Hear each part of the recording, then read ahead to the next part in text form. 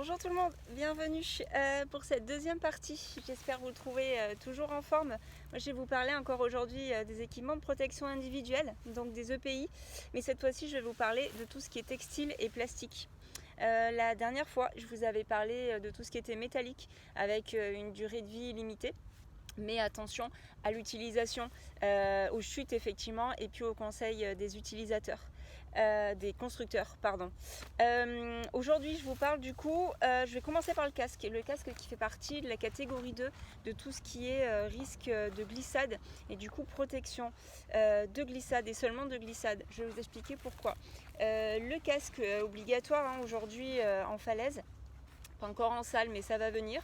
Qu'est-ce qu'on va vérifier sur ce casque? On vérifie systématiquement son état, c'est-à-dire qu'il ne manque aucune partie. On va vérifier que toutes les sangles sont là, qu'elles sont toujours réglables et réglables correctement. On va vérifier que tous les éléments de plastique et de connexion soient toujours là et utilisables. On vérifie que tous les éléments de confort ou d'amortissement à l'intérieur soient aussi présents. À l'extérieur, on vérifie toujours qu'il n'y ait aucun élément qui manque et on vérifie aussi que tout est toujours opérationnel. C'est-à-dire que la calotte, là par exemple, est toujours là. À quoi elle sert? À quoi ça sert ça? Notre casque en fait va nous servir surtout de protection d'éléments qui arriveraient d'en haut. C'est-à-dire peut-être une dégaine qui serait lâchée par un assureur qui serait dans une autre voie au-dessus de nous. Peut-être évidemment d'une chute de pierre. Et c'est tout. En fait, le reste, oui, glissade, frottement contre la paroi, mais c'est tout. Il ne va pas nous protéger d'une chute de hauteur parce que il n'est pas fait pour emmagasiner en fait toute l'énergie qu'on va avoir à ce moment-là. Il faudrait que cette partie-là, sinon, soit très très épaisse pour amortir la chute. Donc voilà, notre casque durée d'utilisation 10 ans. Attention, vérifiez toujours sur la notice utilisateur qu'est-ce qu'il nous dit. Alors moi ce que j'ai trouvé c'est qu'il résistait aux températures jusqu'à 80 degrés et pas plus. Ça veut dire que la laisser dans mon coffre de ma voiture tout l'été là à Fréjus, c'est pas terrible parce que les températures peuvent monter très très haut. Ne pas le compresser, ne pas l'écraser parce que du coup ça va lui enlever toutes ses caractéristiques. Voilà, durée de vie 10 ans pour les casques. Je vais vous parler à présent de notre baudrier. Baudrier, pareil, durée d'utilisation de 10 ans. Comment on sait tout ça? En fait, on le sait parce qu'il y a des étiquettes sur tout ce qui est textile. D'accord?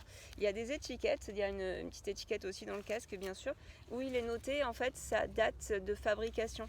Alors, c'est toujours noté de manière un petit peu différente. Ça peut être soit 09 puis 2015 à côté, on a compris que c'était septembre 2015, mais ça peut être aussi 15 et derrière un chiffre 2, 3, 12, 25, 250 et ça c'est le numéro du jour de l'année. À partir de ça on sait quand est-ce qu'il a été fabriqué. Du coup pour tout ce qui est textile, durée de vie max 15 ans mais durée d'utilisation 10 ans. Donc important de savoir effectivement quand est-ce qu'il a été construit et puis quand est-ce que nous on a commencé à l'utiliser. Donc notre baudrier, on va vérifier que les pontés en tout cas soient toujours bien présents et soient toujours là et en bon état. C'est-à-dire qu'il n'y a aucune couture qui soit défaite, que les surcoutures ici soient toujours présentes, que tous les éléments soient là. Encore une fois, que toutes les sangles soient présentes et toutes les connexions soient là. On va vérifier qu'il n'y ait aucune couture défaite sur la sangle autour du ventre évidemment. On va vérifier que toutes ces sangles ici soient toujours réglables et réglables correctement, c'est-à-dire qu'elles coulissent toujours.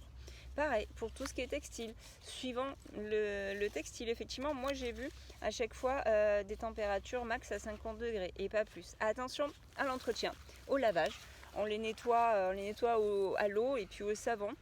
On va éviter d'utiliser on va pas utiliser tout ce qui va être plus abrasif, plus corrosif et plus violent. En fait, vous allez avoir tout ce qui est solvant, tout ce qui est huile à éviter évidemment parce que sinon ça veut dire que le matériel va partir au rebut, on va plus s'en servir. Voilà pour le baudrier. Je vais vous parler des dégaines. Les dégaines, c'est du matériel un petit peu spécifique puisqu'il est fait d'une part d'un matériel du coup qui lui a une durée de vie presque illimitée et d'une partie en sangle et d'une partie en plastique pour les dégaines en tout cas qui sont équipées de string.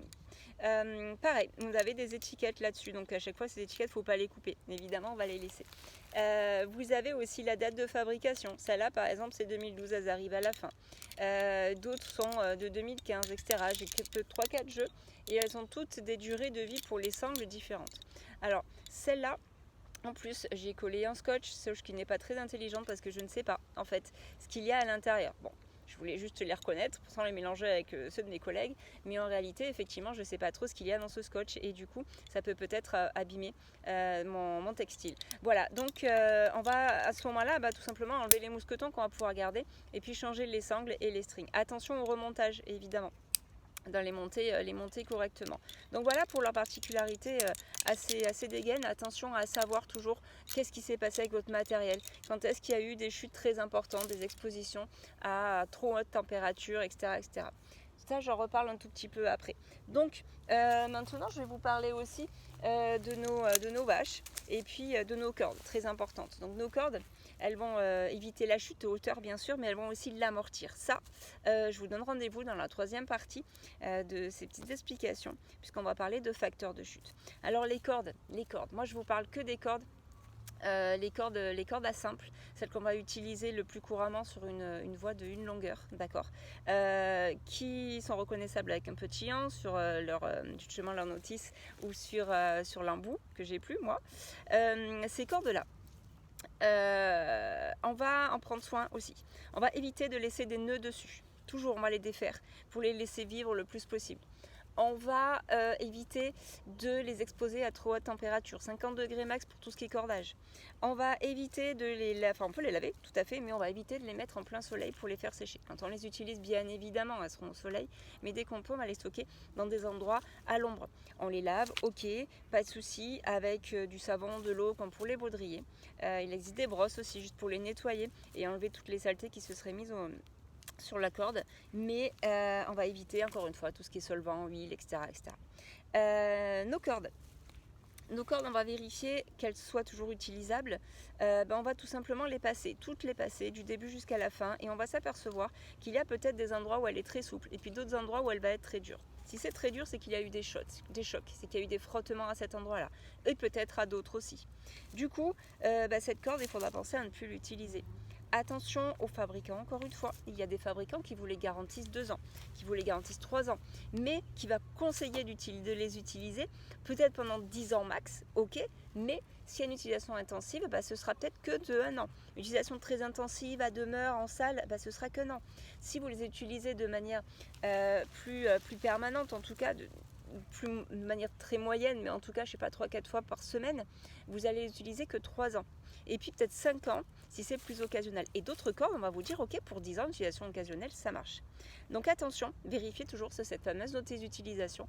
Qu'est-ce que votre constructeur vous indique pour l'utilisation de votre corde. Pour tout ce qui est vache et longe, que ce soit celle-ci, que ce soit celle que vous allez vous tresser vous savez, en faisant 2 nœuds de 8, pareil, on défait tous les nœuds systématiquement, on évite de les laisser à demeure sur les baudriers. Vous voyez, la mienne, elle a pris du coup ce sens-là.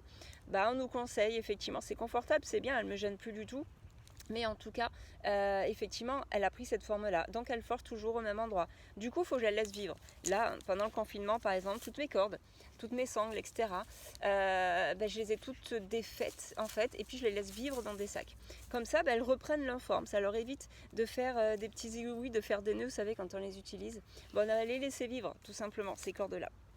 Voilà, je vais vous parler la prochaine fois du facteur de chute, parce qu'effectivement tout notre matériel, si on va le mettre au rebut, c'est-à-dire qu'on ne va plus s'en servir avant leur durée de vie maximale, c'est parce qu'elles ont subi une chute plusieurs chutes peut-être de forte hauteur. Un casque qui aurait subi une chute de forte hauteur, c'est une chute et on la jette.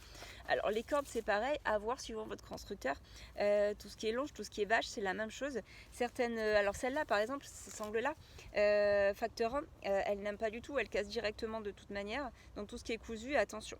Certaines cordes vont vous dire ok, cette chute et puis on les met au rebut.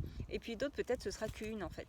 Donc il va falloir savoir un petit peu ce que c'est que ce facteur de chute, comment on le sait, comment ça se calcule en tout cas, et quel effet ça va avoir aussi sur nous. Voilà, donc ça ce sera pour la troisième partie, la prochaine fois, facteur de chute. J'espère que j'ai été suffisamment claire. Petit rappel, durée d'utilisation 10 ans pour tout ce qui est textile. Attention à l'utilisation encore une fois que vous en faites. Attention aux très fortes températures, attention à l'utilisation qu'on en a peut-être ici au bord de la mer, attention au contact du coup avec le sel marin. Nettoyons tout ça.